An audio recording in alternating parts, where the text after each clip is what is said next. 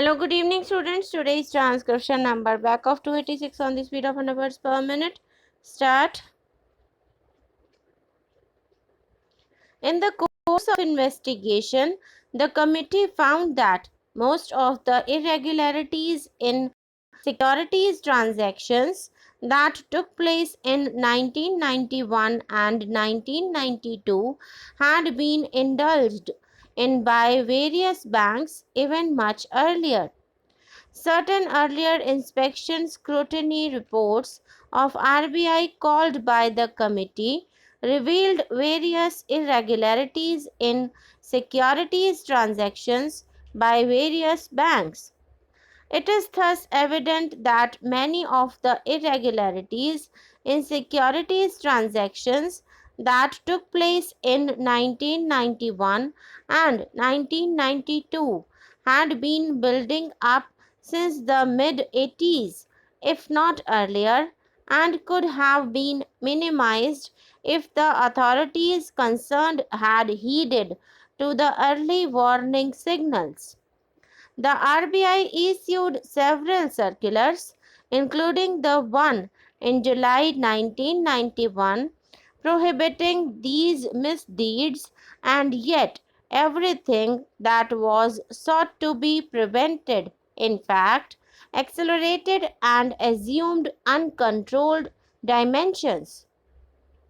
A broad analysis of the information obtained by the committee from various sources reveals that apart from a direct flow of funds to the stock market through sanction of authorized or unauthorized credit facilities to some brokers by some banks by way of overdraft and discounting of bills covering shares and debentures, there had been fraudulent manipulations of the investment portfolio in some banks, including their subsidiary financial companies, to divert the funds to certain brokers to fuel the unprecedented rise in share prices.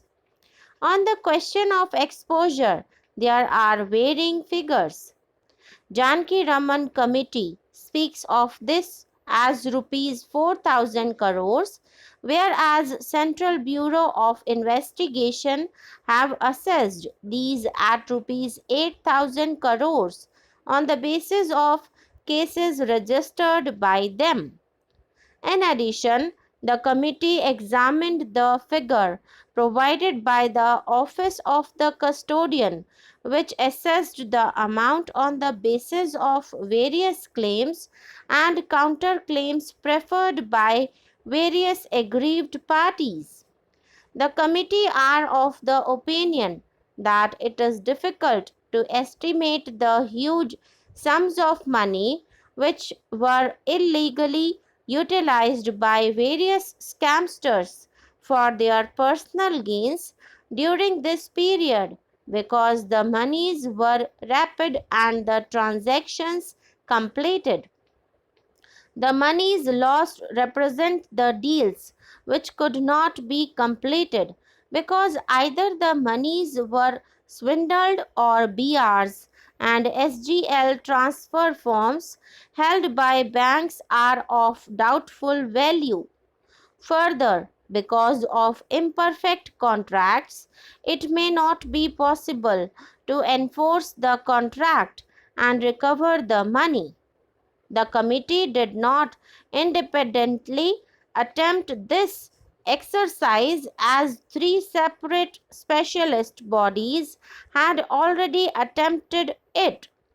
The committee are of the view that it is the duty of the Ministry of Finance to undertake this responsibility by either instituting a separate committee for the purpose or through the same committee.